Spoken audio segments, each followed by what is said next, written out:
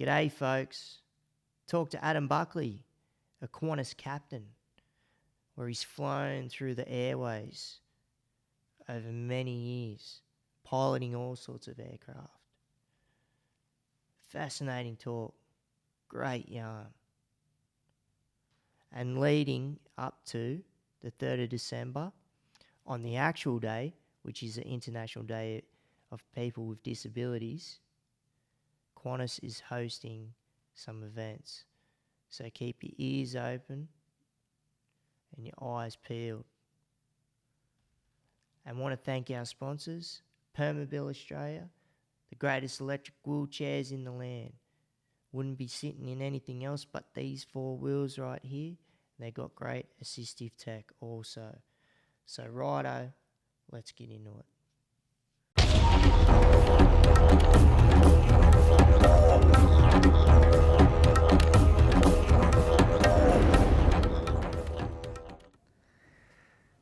Adam, mate, thanks for hosting us here at the Qantas campus and just being able to sit down and have a yarn, just what the life is like as a Qantas pilot and just where your journey had started as a youngster and to where it is now. And just want to talk first about Qantas itself, like Queensland and Northern Territory aerial services. And, you know, it's got pretty deep history in, you know, in Australian aircraft culture.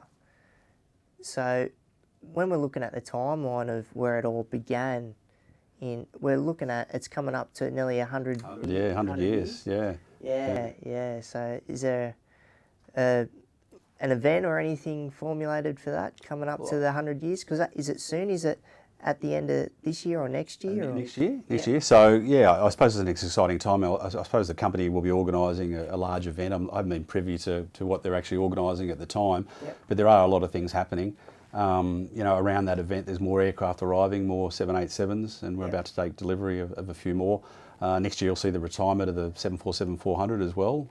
In total, there have been a few of those aircraft that are retired, but there's a few more yet to go.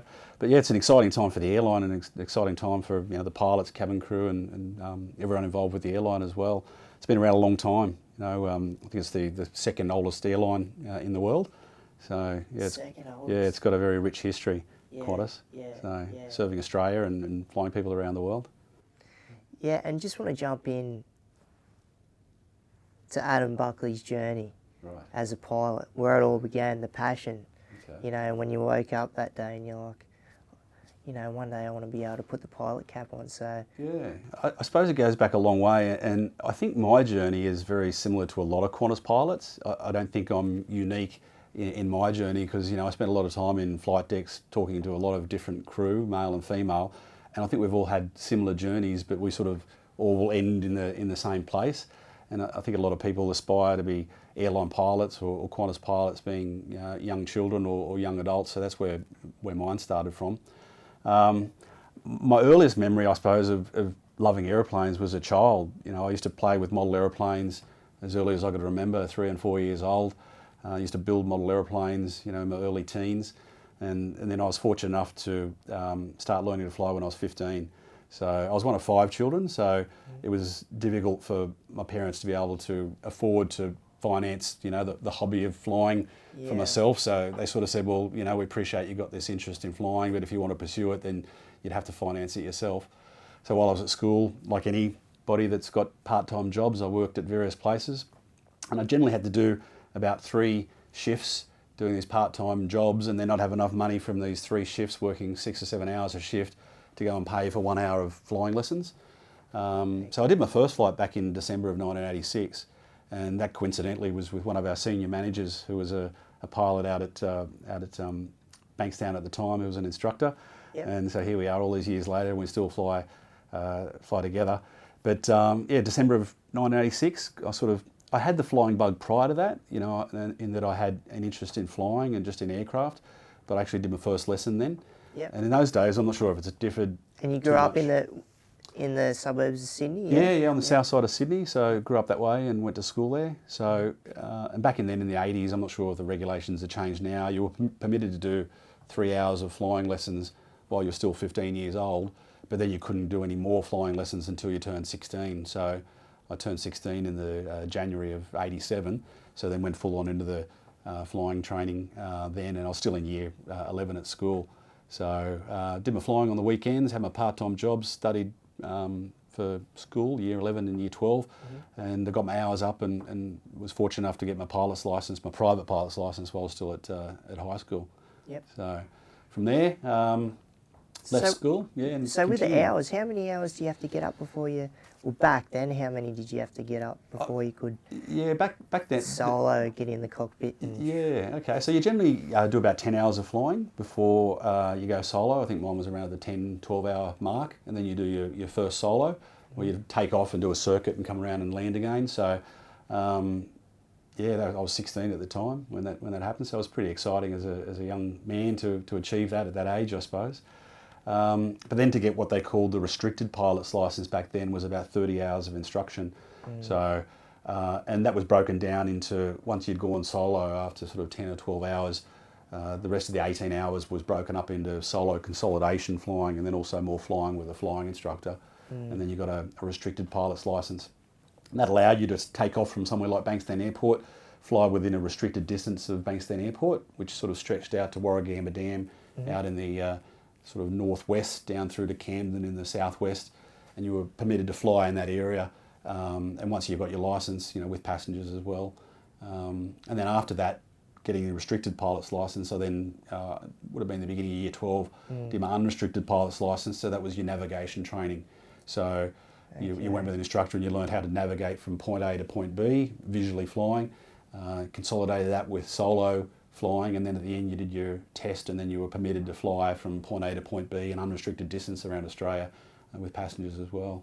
Yeah. So yeah, sort of got bit by the flying bug quite early, and left school and thought, you know what, I could probably make a career of this more so than a hobby. So continued from then. 16, taken off for the first time. How did that feel? Good. I still remember it like it was yesterday. There was '87, so 32 years ago. But I think it didn't really hit me until after I'd done it, because you're focused at the time about actually completing the exercise of doing the takeoff safely and getting airborne to 1,000 feet and turning around and doing a circuit around the airport and then coming back. And I still remember my instructor, Ramesh Nair, who was out at Bankstown, prior to it, he just turned around and he said, I think you're right to go, you can do a solo circuit. So I was sort of a bit surprised, even though I know it was coming, but did it, landed, and I think after I landed and then taxied clear of the runway to then pick him up, and it's just like, wow, I've just achieved that. So yeah, it was really exciting. So with the knowledge-based stuff that you were talking about before with the aviation, so what do you have to, and you were talking about when we were in the IOC, you were talking about some of the equations and some of the, the maths and stuff like that you have to go through. Yeah. What did you have to use back then when you were starting out that you still utilise today? Or what do you use to get yourself that unrestricted pilot's license? Okay. Interesting question, because like aviation is like a series of building blocks, steps in the way that you develop your career. But a lot of things that you learn early carry you through your career that I'd still use today. So, as a young man learning to fly, 15, 16 years old, you'd learn about basic aeronautical knowledge, how the aircraft flies, how the flaps work, aileron, rudder, pitch control. That's all the same whether you're flying a 737 or an A380 or a 747-400. So all those basic things that you learn back then, all those skills and knowledge is transportable the whole way through. The same with, learning performance, what speed to take off an airplane at, what thrust settings to set, what sort of pitch attitudes and thrust or throttle settings. It doesn't matter what size of the airplane you fly, it's still common, the principles of it, I suppose. So yeah, it's really important that you get that foundation knowledge first, and then you just keep on building from it from there. Yep. Yeah. And when you go and say from a smaller bush plane to, when you're going to start upgrading to some of the bigger aircrafts, so what is the steps in place there? Like when you said it's all the same to do with some of the components, but when you're doing, like when you yourself when you're going through the plane, and with the instructor or whoever it may be, what is that process like with a new plane? Like, do you have to do X amount of hours in that new plane? Is it an additional license, or what is that? It's a bit of everything there, really. Yeah. It's all like a little bit like it's the same but different. You know, the philosophies of how an aeroplane fly are the same, but you know, a 737 is different from a 767, which is different from a jumbo to a A380. So once you've got those basic qualifications to start with, which, you know, I got in my teens, and then got a commercial pilot's license and then consolidated my hours, then you find yourself then in a position where you're then employable by an airline once you've got that experience. And then, say, relating that to, you know, your Qantas experience, you then join the airline as an experienced pilot, and then Qantas, after putting you through a corporate induction program of a week, will then send you on your way into the flight training system. Okay. And we've got very experienced, very qualified, very talented staff over there, both ground instructors, simulator instructors, and pilots that go in there as instructors on the simulators as well. So you then put through around about 3 or 4 months of training. So even though you might be a qualified pilot, or you might already fly a 747, but you're changing to another airplane, you have to then still go through that training process to be licensed to fly that other airplane. So, and it's not as if we can go and fly a 737 one day and then fly a 747 another day. You're licensed to fly that airplane, and that's the airplane you'll continue to fly until you change aircraft type. Okay. So, and how you go about it is you'll go through a ground school phase where you're learning the engineering systems of that particular airplane. Also in the ground school, you'll learn, you know, what we call the memory items, what procedures you should know from memory. You'll learn the standard operating procedures for that airplane that are produced by the manufacturer, and then also the way that, you know, the organisation, whether it's Boeing or Airbus and Qantas, the way they want that airplane flown. So once you've learnt the basics in theory on paper, or you read it on a computer-based training, you then go into the simulator phase. I just recently converted from the A380 to the 737, so that required about 26 simulators, training sessions. So where I was in the captain's seat and I was paired up with a first officer, and you've got a trainer, and over those 4-hour sessions, over 27 sessions, you learn all the intricacies of being able to fly that aeroplane. Yeah, both normal procedures and non-normal procedures, we call them as well, so that you're capable of doing both.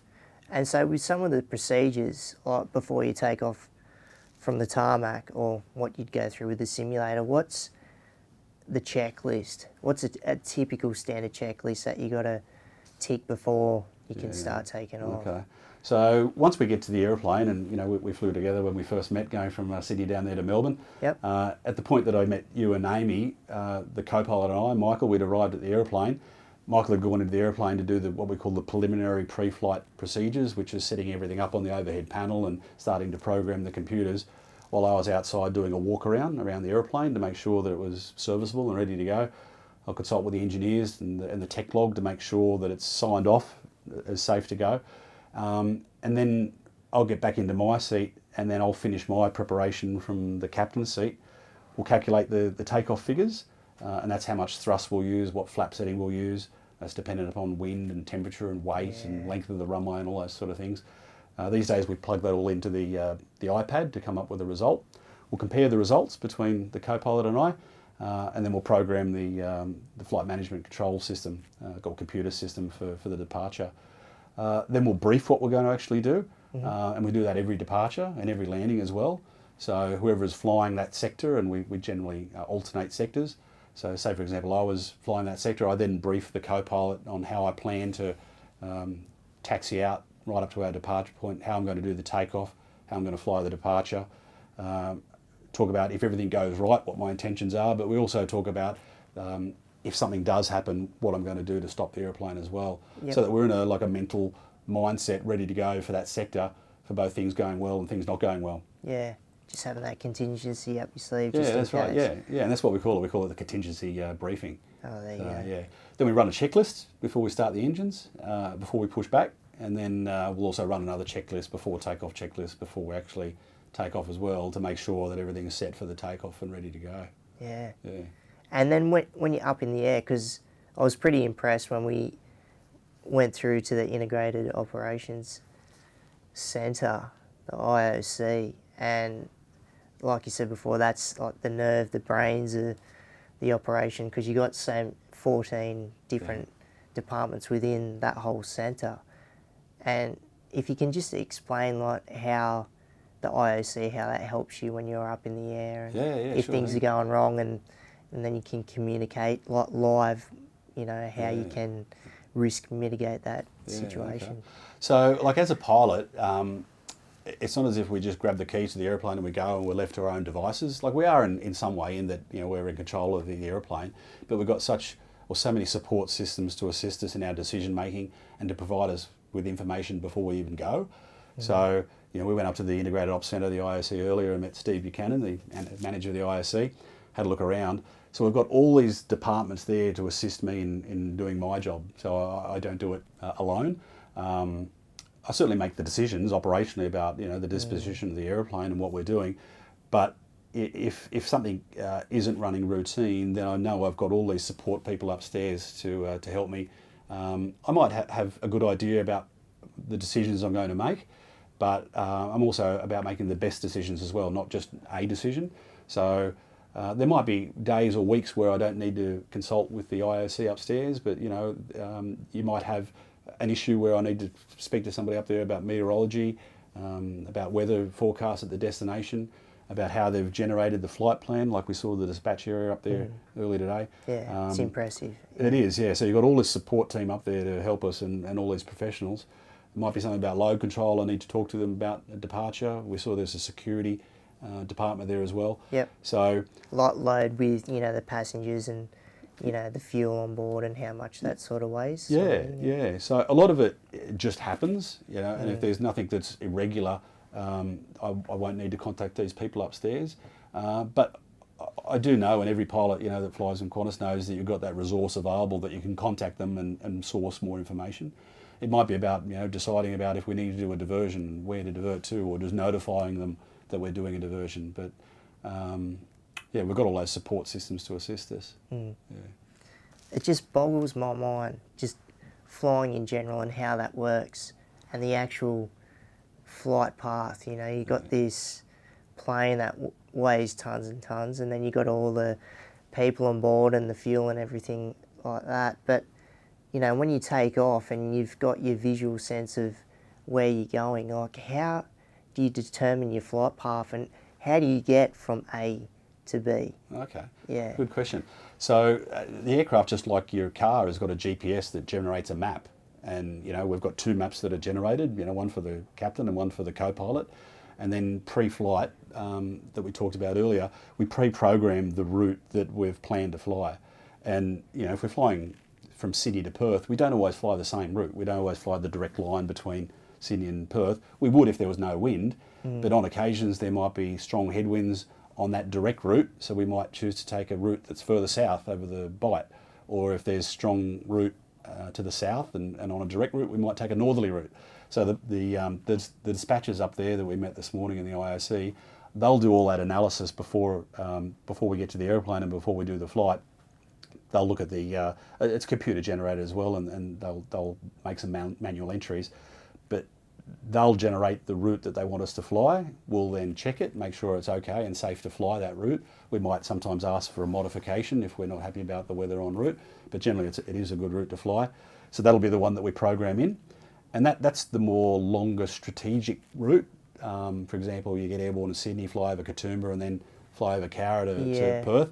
But then you've got the short-term, less long-term strategic route where air traffic control, the way they clear you to depart the airport. So we'll talk with air traffic control pre-departure.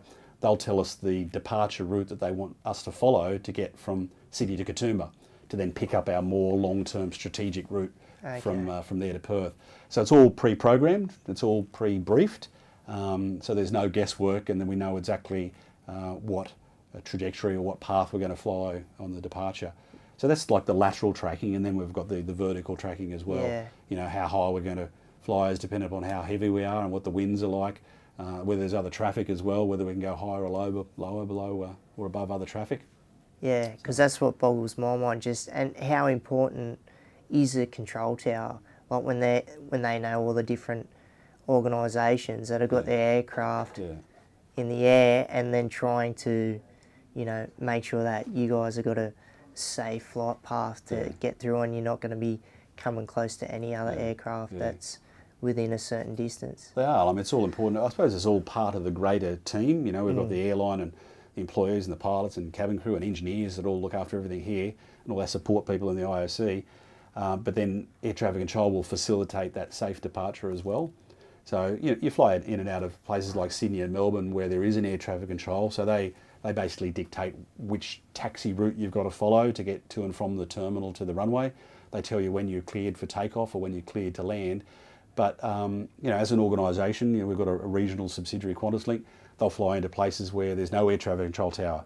So those pilots, captains and first officers will be responsible to see and avoid those other airplanes and determine themselves whether it's safe to take off and land if there's no control tower. So there's all different sorts of operations.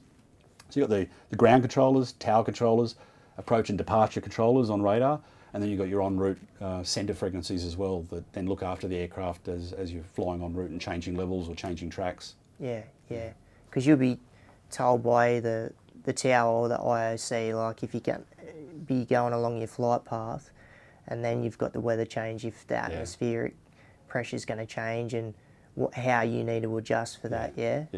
So we'll before doing a flight, say for example the flight Sydney to Perth, the dispatchers in the IOC will give us a flight plan package that will tell us the route. That will also, through the apps that we get on our iPad, we'll have a look at the weather en route as well. So even before getting airborne, I'll have a good idea about what weather to expect at the departure point, at the destination point, and other alternate airports en route. So I've got this mental picture about what I'm expecting for the flight. But then when we're actually, prior to departure, we'll use the weather radar of the airplane, which is superimposed over our maps. Just like your car having a map, you've got the weather superimposed over the top. So then we can determine whether it's safe to actually do the takeoff, delay the takeoff, or use a different runway or direction to take off. And then we use the same thing en route. So if we can see that there's weather, which is basically cloud and moisture, because the more cloud or moisture, updrafts and downdrafts in the cloud, there might be a little bit of turbulence. So we make sure that we give that weather a wide berth to ensure that it's not only safe but comfortable for the passengers as well. Yep. Yeah. And then sometimes you got to go through the eye of the storm, yeah? We avoid it at all costs, because to go through the eye of the storm, it means you have to actually go through the storm to start off with. So certainly as a captain, as would any captain, it might be an unpopular decision to depart the aircraft late, but you might make an operational decision not to take off, because in the interest of safety, it's best not to take off at that point in time. Storms generally pass quite quickly, unless it's a typhoon that's sitting over an area for a period of time. But a thunderstorm would pass quite quickly through an area, so it might be a matter of delaying the departure 15, 20 minutes to ensure that it's safe to go. So, certainly as a pilot, and all our pilots, the first thing we think about is, before we do something, is it safe to do so? And then we think about the other considerations lower on the sort of list of hierarchical things you're thinking of. Yeah. So we'll give thunderstorms a wide berth. Yeah. And sometimes there's a bit of turbulence, you can't avoid that. It's on every flight. But is there a good story that you've got that's ingrained in there to do with turbulence? And I do, actually, and it goes back to probably the late 80s, and I was doing a flight to consolidate my hours from Bankstown in Sydney to Bathurst, and there was a very strong westerly breeze. It was a daytime flight, and as the wind comes across the Blue Mountains, the wind, the high-speed wind tends to sort of create vortices and turbulence circulate as it around. Spills off the hills there. And it was in a smaller aeroplane, and it was that turbulent that I made the decision that the safer and more prudent thing to do was not to continue to Bathurst, because you're flying at 6,000 or 7,000 feet. It's actually safer to turn around and just go back to Bankstown and call it quits and do it another day. But I do remember it. I was flying visually, and I was looking at the dashboard, and I could hardly make out the instruments, because it was moving up and down so quickly in the turbulence, and it's just like, no, I'll leave it for another day. And with lightning, does that affect the plane? Like when you got the lightning strikes, if you can't avoid it, if you're going through it, if it does, if the plane does absorb some strikes, how does that affect? I've been hit by lightning 3 times, and it was in previous employment. But you try and avoid thunderstorms and areas where there's potential lightning by a fair distance.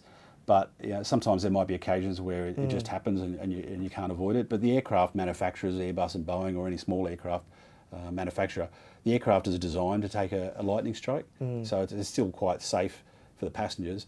But obviously, you'd need engineering to assess the aeroplane after it lands for any damage and things like that. But yeah, they're designed to take lightning strikes. Yep. So, and you could have an aircraft parked at the terminal where it's not moving, and a lightning strike does happen. That's right. So yeah, it can take a lightning strike. Yeah. Yeah. And I'm really intrigued about the simulation and the Yeah. whole virtual reality of how that works. So with a lot of the emergency landings and stuff like that, there's stuff that you can't physically prepare for if it's landing Yeah. in water or emergency on land. So Yeah. do you do all that through the Yeah. simulations? Yeah, we do. And, Yeah. So they can and do you basically feel it? Do these Oh, things yeah. move around? And Yeah. So it's up on hydraulic jacks. The older simulators are on hydraulic jacks. The newer Yeah. ones are on electric jacks. So I'm not sure if you've seen them, but they look like a box getting moved around. Yeah, okay. But because they can simulate the visuals, and the visuals are very good these days, you can be sitting there and you actually think that you're doing a takeoff in Sydney or Perth or Adelaide or wherever they've repositioned the simulator to. And then because the simulator does move around, you've got that sensation of G-force on your body, not extreme G-force, but the motion of acceleration and deceleration or banking left and right. So it's pretty realistic these days. So Yeah, to the point where you can go through your type endorsement on a particular aircraft type, be then licensed and qualified to fly that airplane, and then you have all the necessary skills in normal procedures and non-normal procedures, so that the next step in the training program is that you're flying the airplane on a commercial service. Yep. So because the training is that good. And talking about the training, so we discussed out the front there with Doug, and we were talking about some of the new pilots and new blood that's coming through. So and yourself, so you're in the training department organisation that helps some of these young pilots coming through the ranks. Or? Yeah, so I've worked in human factors, so not in the simulator training that we talked about before, but as a human factors facilitator. So every year our pilots and flight attendants go through human factors training as part of their emergency procedures training. So we look at those less technical skills, but the other skills like decision making and leadership and teamwork, communication, all those sort of things. And a lot of it is scenario-based training as well, where we'll look at an example where an issue may have happened and how crew managed that on the day, and we use those as examples. So that's the training capacity that I've had. But yeah, so I've also had the opportunity to, as new pilots start in Qantas, myself and 3 other colleagues run induction programs where we welcome new pilots into the organisation and spend 4 days with them as they learn who's who in the organisation and where to get support and assistance. And then after their first 4 days in the company, they then sent over to the training system to start that type training. Yeah, just getting into the Qantas culture and Yeah, that's right. Yeah. and trying to get amongst the standard of what Qantas upholds, throughout the nation, and not just through the nation, internationally as well.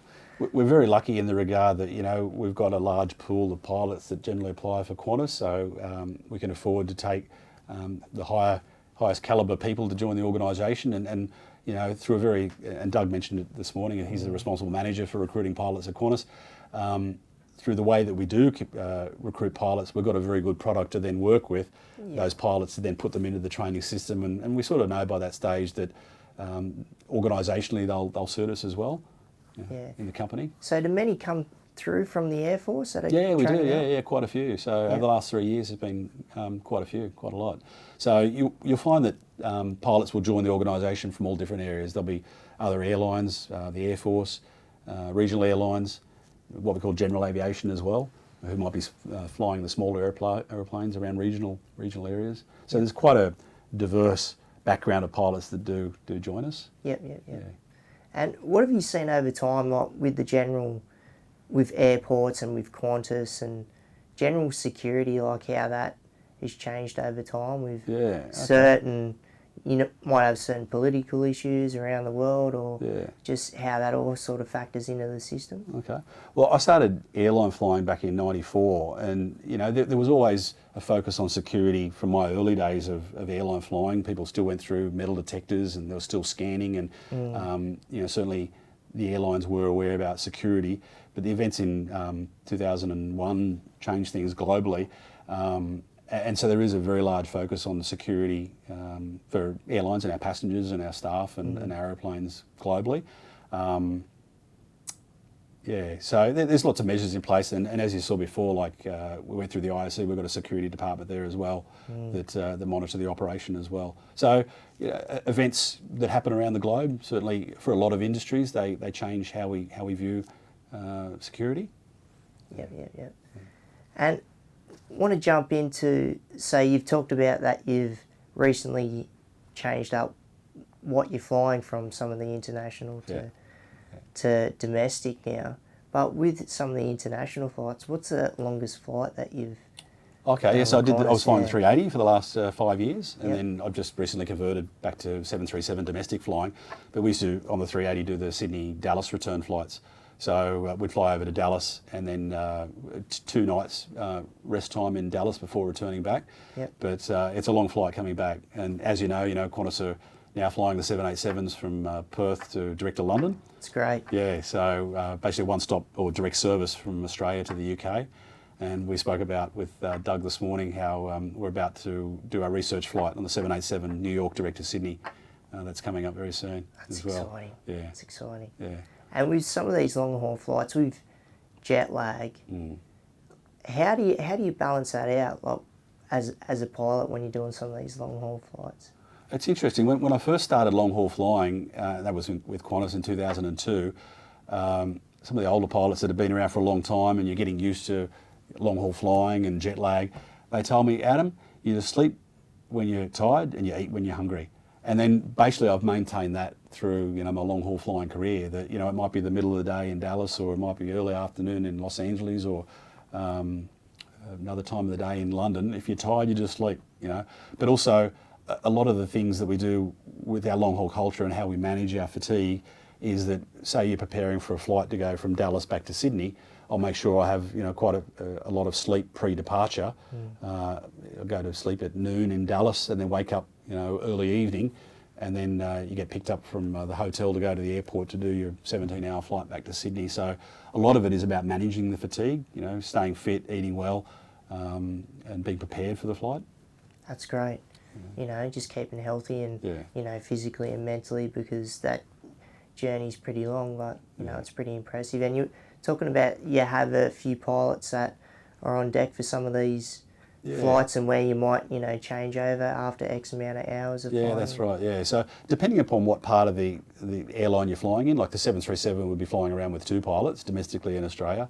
The A330, maybe some 787s going up to Asia, you'll have 3 pilots because of the length of the flight. But the longer ones up to London and Los Angeles and Dallas, you'll have 4 pilots. So all 4 will be there for takeoff and landing, and pre-flight as well with the flight planning stage. All 4 pilots will be on for the takeoff and the climb, and then in the cruise phase you'll go into managing rest. So 2 pilots will stay on, and 2 pilots will rest, and then you'll determine how frequent that they're going to swap over to ensure you've got adequate rest for the landing at the other end. But generally every sort of 3 or 4 hours you'd swap the crew over.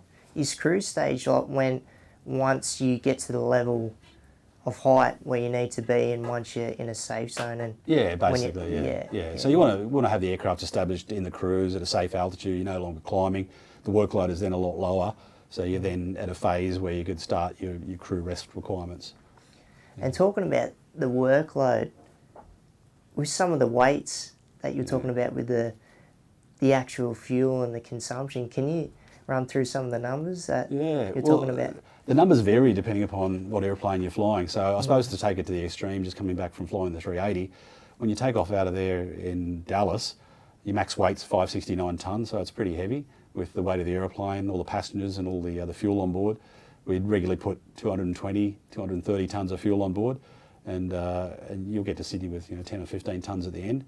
But they're pretty big numbers.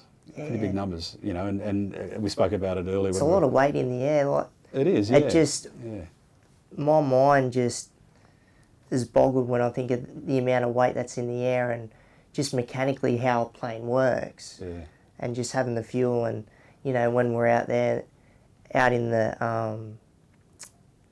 when we were just out there looking at one of the turbines Yeah. out there, and then when you were explaining the air that goes in, and then you got the certain propellers that allow more air to go in. Can you give us a little how the brief jet on it? engine works. Yeah, well, we saw the jet engine out there, but you've got that front fan. We call it the N1 fan. Yeah. That's a big compressor. And the engine we saw outside is a high bypass engine. But you basically got the turbine in the centre section, so you've got the jet engine in the middle. But the jet engine drives that compressor fan out the front. So that compressor fan acts like a big propeller, really, to then throw the air through the engine and out the back. Adds more force. Yeah. So that big compressor at the front, the N1 fan, some of it will go not through the turbine section, it'll just go down the edge of that internal part of the engine. Okay. That's why you can see through the jet engine. And then some of it will go through the turbine section as well. And then in the turbine section, you've got rows of turbine blades and where the fuel and the water goes, and then that'll drive that front fan, producing a lot of that thrust there. Yeah. So It's impressive engineering. it is, yeah. It's very impressive, yeah. I mean, I know, well, every aeroplane I've flown, whether it's the 73 or the A380, that you walk around, you do a walk around inspection, you look at it, and it's just like, wow, it's an amazing aeroplane, engineering-wise. So. And talking about amazing aeroplanes, like when you're looking just visually from the outside, like some of the details and I'm thinking a lot of the Aboriginal art, that's on some of the Qantas planes out there, especially the international ones. Yeah. So have you flown many of the planes with the Aboriginal art up Yeah, the there? Vanilla Dreaming and the older 747s, I remember flying those quite regularly. But I believe one of the new 787s I think has been painted as well. Yeah. So, yeah, but I flew those, early on in my career, 2002, 2003, in the early days. Yeah, quite impressive. Yeah. Because they paint them up for the Olympics too, as well. Yeah, they have. Yeah. And various events. We did the Cars promotion in a few years ago in the 767, where the movie premiere was held. Planes. The planes promotion, where the premiere was held in the aeroplane. Yep. So the aircraft took up from Sydney, and a 767 crew flew it around for an hour or two while everyone was watching the premiere movie. But there was decals about the Planes movie on the side of the aircraft as well. So, yeah. So the Pathfinders charity, that was established in 2002. Do you want to briefly run us through that and how Qantas got all that started up? Oh, okay. Well, in 2002, it was established by a cabin crew member, and it's grown from there to include pilots and flight attendants, and it's a volunteer organisation, and they organise charity flights and also reviews, as in shows. They put a flight on and a review once per year, and the money raised from those charity flights or shows through Pathfinders is provided to the Royal Institute of Deaf and Blind Children. Yeah, they've been to all different destinations. I think there was just a recent one that went to Tamworth, where the tickets on the flight were sold. I think it was a day trip up to Tamworth, and they go and see the regional area. But Qantas donate the aeroplane, and the crew donate their time, and then obviously the money raised will go back to Pathfinders. That's good that it's been established by the cabin crew and everybody else involved, and going from 2002 and still running it, going strong, still running that through. So it's a good, good process. Good. Yeah. You've probably had a few like throughout your extensive career, because you were saying nearly, is it 30 years of it? 30 years of flying. What do I know? 33 years of flying since I started. That's solid air time. 85, 86, but airline flying for 25 years. Yeah. So have you had a few pinch myself moments, like whether just how you've been flying and, what you've seen, what you've looked at, the actual situation of flying itself, or the personnel that's been on board the plane, like where you've had cabin crew go, oh, so-and-so's on the plane, we've just flown the whole crew of this band or this personnel, stuff like that, I suppose pinch yourself moments for me, a lot of them are like, there might be events where you'd be flying, and I remember flying a jumbo from Singapore to Los Angeles, and you saw Mount Everest over there to the right-hand side for the first time. You're like, wow, that's pretty amazing. Or just the sights you see, like a lot of sunrises, a lot of sunsets, but each one is unique in the colours and the clouds and where you are and all that sort of stuff. I suppose 25 years of airline flying, and I've flown with a lot of different airline crew. different captains, a lot of different captains, first officers and co-pilots. And when you're in that low work phase mode of the flight where you're mid-Pacific, you know, you do have a lot of time to talk to the other crew. And you meet people that are very fascinating, you know, from all different walks of life, with all different interests and hobbies outside of aviation. And there is, you know, the opportunity to really get to know those people as well. Yeah. Yeah. Yeah. But yeah, there's been so many events really in my career, you know, like all good though, you know, it's been fantastic. Wouldn't want to do anything else. Yeah, especially with Qantas, you know, and how proud, you know, Australia is of the airline itself. Yeah. And just, because when you're looking at Qantas, because to me, like, they're the premier, like, they're the standard when it comes to aircraft in Australia.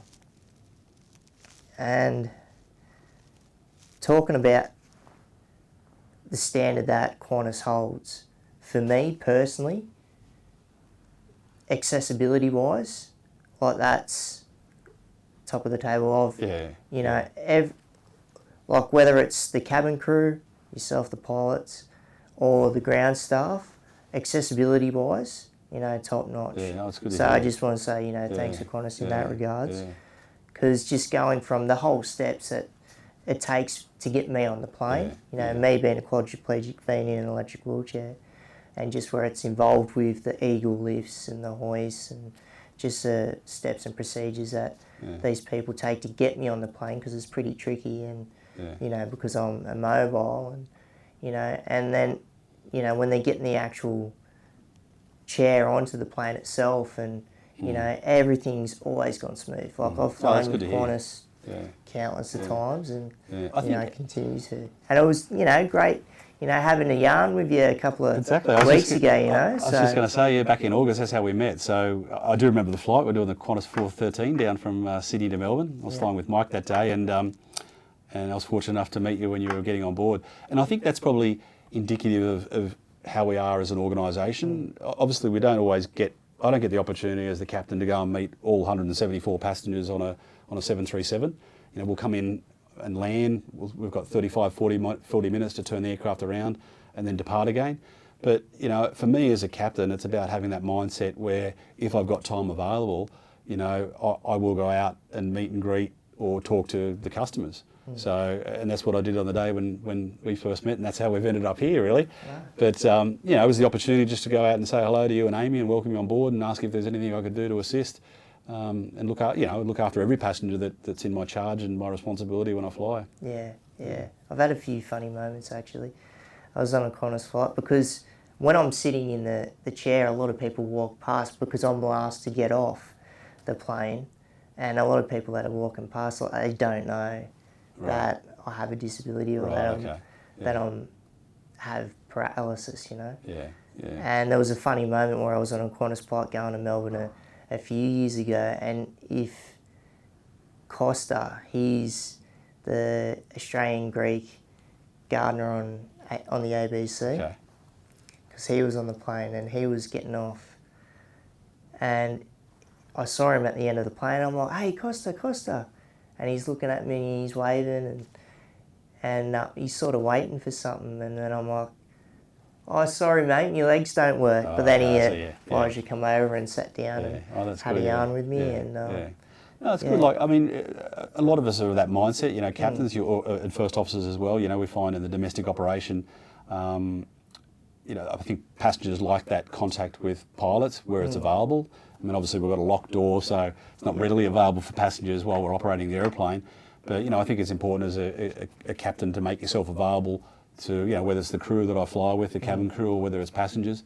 Where my duties permit, you know, I'll come out of the flight deck after we've landed and farewell the passengers. So, the passengers like to see that. Yeah, I think they really appreciate that, you know, just seeing everybody, you know, from, you know, the cabin crew, and if they get the chance to speak to the person that's flying that huge piece of metal through the air, so, it's good. You know, making it personal like that. So. I had it just recently, you know, there was a young family that arrived from Honolulu into Sydney, and then they were connecting on our flight to go down to Adelaide. So, and we get lots of requests to do videos and requests to visit the flight deck, and you know, we'll facilitate those requests where we can, where workload permits. But it's great to have people come up and visit up the front. Obviously, we can't do it when we're in flight, but after landing and you chat with the customers. So yeah, I really enjoy that part of it. Righto, this is an important one. Okay. What's the strangest thing that you've seen in the air? And if you've got any Area 51 moments, it's all right. Your secret's safe with me. I haven't got any Area 51 moments. I mean, I've seen comets, I've seen satellites, you know, I've seen the Southern Lights. But one of the most amazing things I did see, and it was recently, and it was well advertised, but there was a Minuteman ICBM rocket launch out of the US. So we were well clear of it, obviously, for safety-wise. But the Americans were doing a test ICBM launch out of Vandenberg Air Force Base, just north of Los Angeles. Okay. And we were on descent under control of the radar controllers, and we saw this really bright light, you know, a couple hundred miles away. But the bright light just got faster and faster, and the length of the tail on the rocket just got longer and longer. But they were doing a test ICBM launch, and that was incredible to see, you know. So that's great. Yeah, it's pretty amazing. Just the speed of this rocket and how fast it was going. It's incredible. God, you've seen some stuff in the air. Yeah. There's a lot of time in the air, nearly 20,000 hours.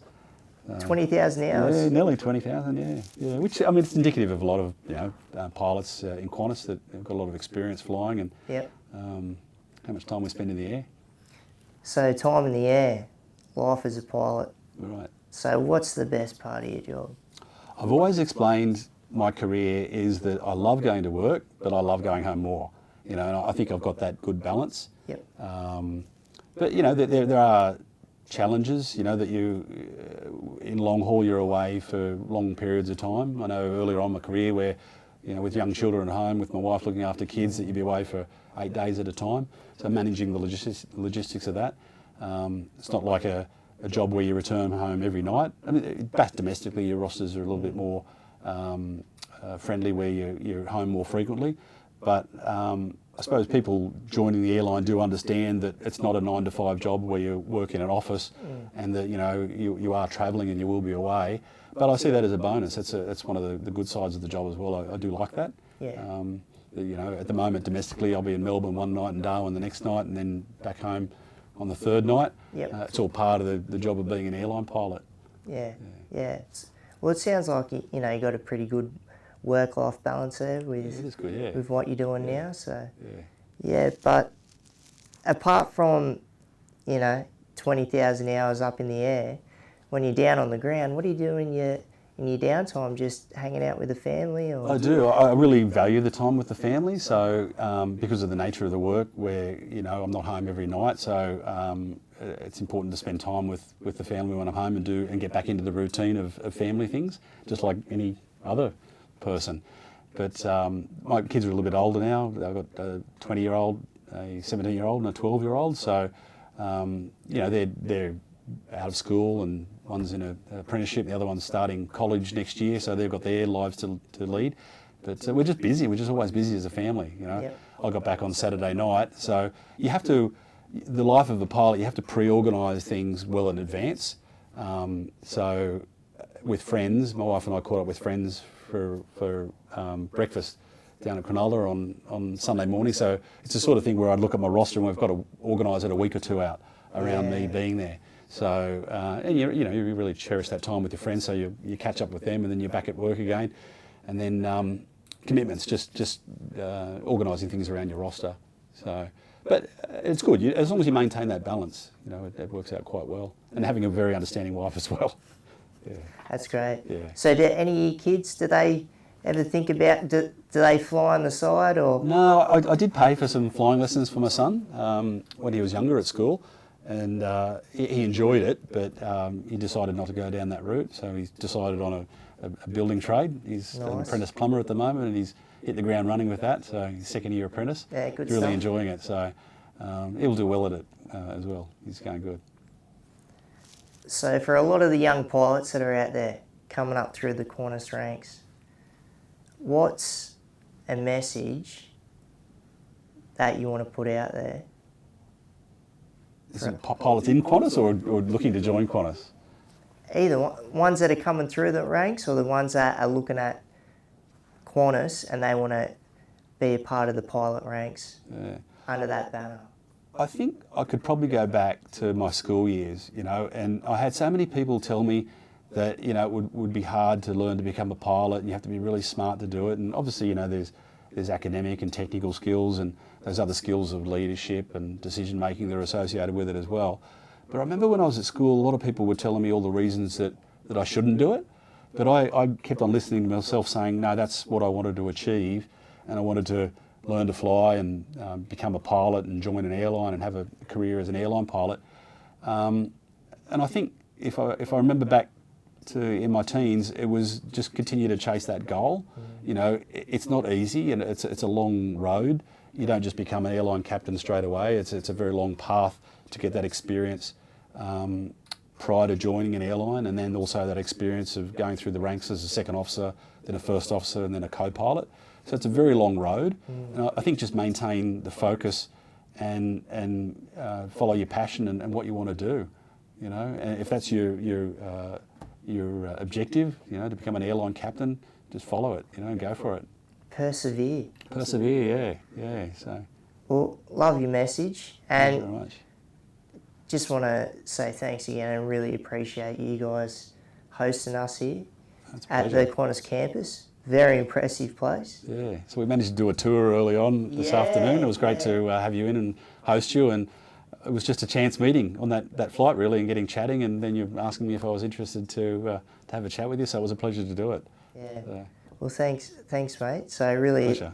appreciate it, Adam, and hopefully we can pick this up again one day, and or to see where the flight going from Sydney to New York and how the whole research behind that's working out. So Awesome. I'm really looking forward to hearing about that. So appreciate it. Yeah, thanks for coming in. We appreciate your time as well. Yeah, okay. thanks, mate. Yeah, Appreciate cheers. it. Okay, bye. What an awesome talk, huh? He's a fascinating guy. Just the experience that he's had being up in the air in these multiple aircrafts, the stuff that he's seen. Awesome. And if you liked it, hit that subscribe button. That'd be much appreciated. Throw some comments in. Tell me what you think. And you can contact me or follow via Instagram at Street Rolling Cheetah. Get me on email, one word, streetrollingcheetah @gmail.com. And you can hit me up on Facebook, which is Keep Rolling with Jake Briggs.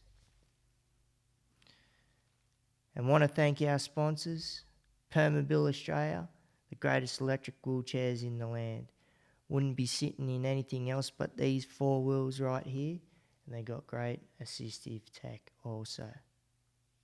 Righto, we'll see you on the next one.